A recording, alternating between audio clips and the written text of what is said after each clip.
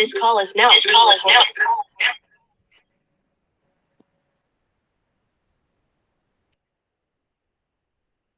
Assalamualaikum warahmatullahi wabarakatuh. Okey, untuk hari ni kumpulan B kan. Okey, hari ni saya akan ajar tajuk akaun perdagangan dan untung rugi. Okey. Okey, pada minggu lepas kita dah belajar tentang akaun perdagangan. Okey, sepatutnya awak dah hafal inventory awal. Okey, ini bentuk T. Inventory awal belian, anak-anak belian, KBDJ tolak inventory akhir akan dapat kos jualan. Okay, ini bentuk T. Okay. Lepas tu sebelah kredit, jualan, tolak pulangan jualan, dapat jualan bersih. Ini bentuk T. Okay. Jualan bersih akan dapat tolak dengan kos jualan, awak akan dapat untung kasar. Itu cara dia. Kalau bentuk T. Okey, lepas tu kalau bentuk penyata, kalau bentuk penyata saya suruh awak hafal hari tu jualan, tolak dengan pulangan jualan, J tolak dengan PJ, lepas tu dapat jualan bersih. Okey, dapat jualan bersih. Kat sini. Okey, kemudian tolak dengan kos jualan, tolak dengan KJ, apa yang ada dalam KJ, grup yang kedua ada inventory awal. Inventory awal kita perlu letakkan di lajur yang kedua. Okay, kemudian barulah kita masuk dengan family belian ni. Belian tolak dengan pulangan belian akan dapat belian bersih. Kemudian tambah dengan Audi. Apa dia Audi? Angkutan masuk, upah atas belian, duty import, insurans atas belian. Okay, insurans kalau dia nyatakan insurans atas belian baru kita kira dia anak-anak belian. Kalau dia nyatakan insurans sahaja, maksudnya dia bukan kategori belian. Dia bukan kategori anak-anak belian. Okay.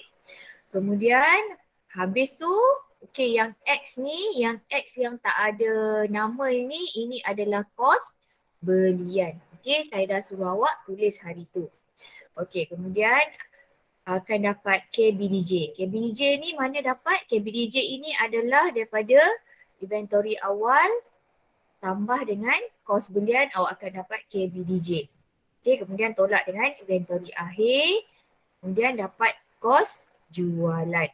Okay, jualan atas kali, jualan tolak dengan kos jualan, awak akan dapat untung kasar atau rugi kasar.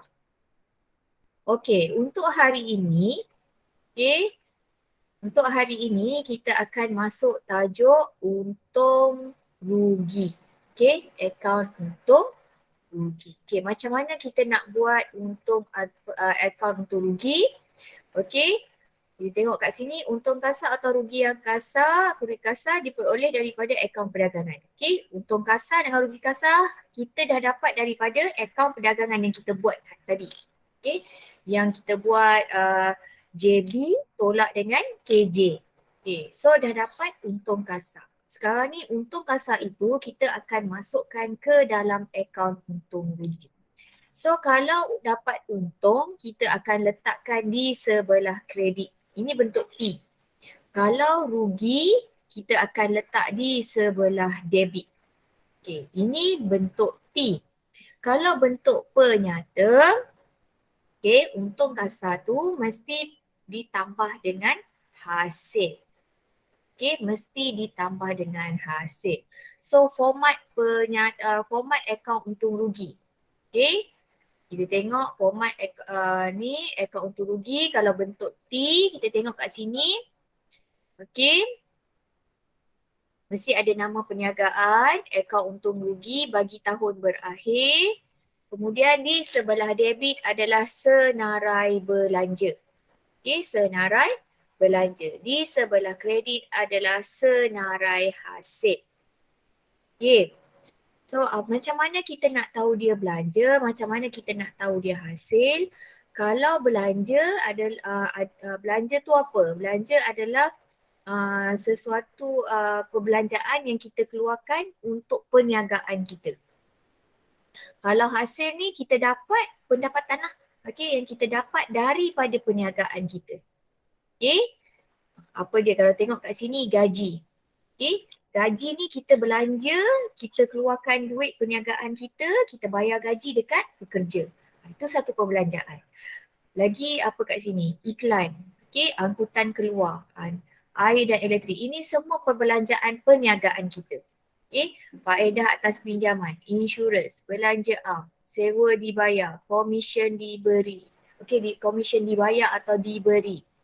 Okey, diskaun diberi. Dan last sekali adalah untung bersih. Okey, itu bentuk T. Okey, kalau bentuk penyata, kita tengok kat sini bentuk penyata.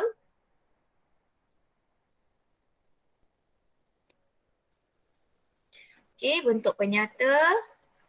Okey, untung kasar. Untung kasar yang kita dapat daripada akaun perdagangan tadi, kita perlu tambahkan dengan hasil. Okey, apa dia hasil? Segala pendapatan yang kita dapat dari hasil perniagaan kita. Okey, contohnya kat sini komisen diterima. Kemudian sewa diterima. Okey, komisen diterima maksudnya kita dapat komisen ke atas jualan barang orang. Okey, kita mungkin tolong jual barang perniagaan orang lain. So kita dapat komisen. Okey. Kemudian sewa diterima. Sewa diterima kita, perniagaan kita ada bangunan lain. Ada bangunan lain dan kita sewakan kepada perniagaan orang lain. So kita dapat sewa diterima. Diskaun diterima. Okey, kita dapat diskaun daripada orang yang kita berhutang. Okey, kita tak bayar hutang lagi. Lepas tu bila kita bayar hutang, orang tu bagi kita diskaun. Itu diskaun diterima.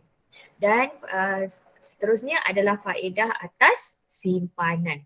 Okey, kita simpan duit, kemudian kita dapat dividen, itu adalah kita punya hasil. Okey, kalau awak nak kesan dia mana satu hasil dan mana satu belanja. Okey, kalau hasil ni kebanyakannya ada perkataan diterima. Kalau tengok kat sini diterima, ni diterima, diterima. Okey, kecuali faedah atas simpanan lah. Okey, faedah atas simpanan. Adakah belanja? Kalau awak boleh fikir secara logik, faedah atas simpanan itu belanja atau hasil? Okey, faedah atas simpanan itu interest of saving.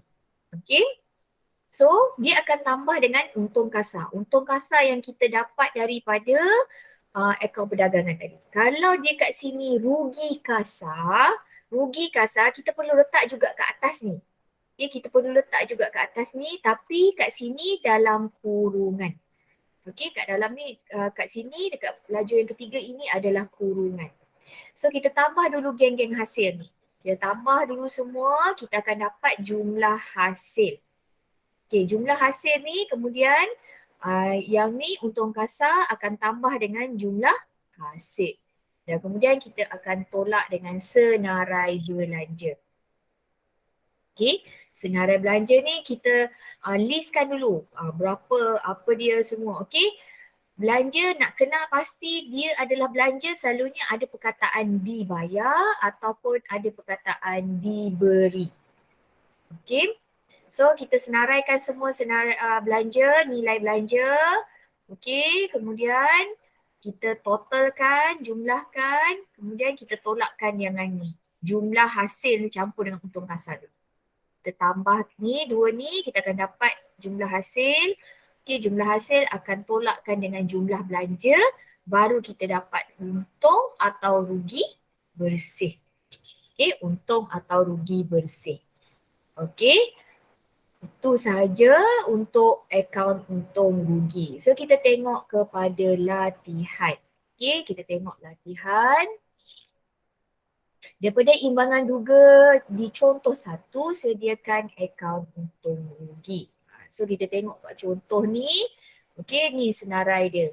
Okey, ini senarai belanja. Ini senarai senarai hasil. Okey. Okey, kat mana kedudukan rugi bersih dan untung bersih di dalam akaun modal? Okey, ada akaun modal. Akaun modal ni, okey, dia adalah equity pemilik. So dia mesti kedudukan dia mesti di sebelah kredit. Okay. So kalau dapat rugi, okay, kalau kita dapat untung, dia akan tambah nilai yang ada di dalam modal ni. So untung kita letakkan di sebelah kredit. Kalau dia rugi, kita perlu letakkan di sebelah debit. Okay, nanti kita tengok macam mana. Okay, ini pula secara berkomputer. Okay, kita tengok latihan. Okay, contoh latihan di muka surat berapa?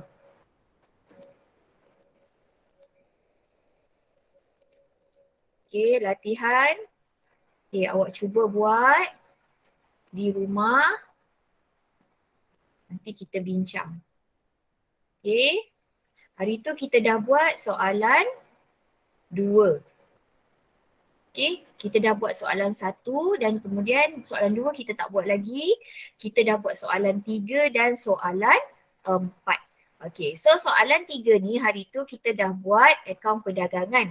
Okay, so latihan untuk awak adalah awak perlu buat akaun untung rugi.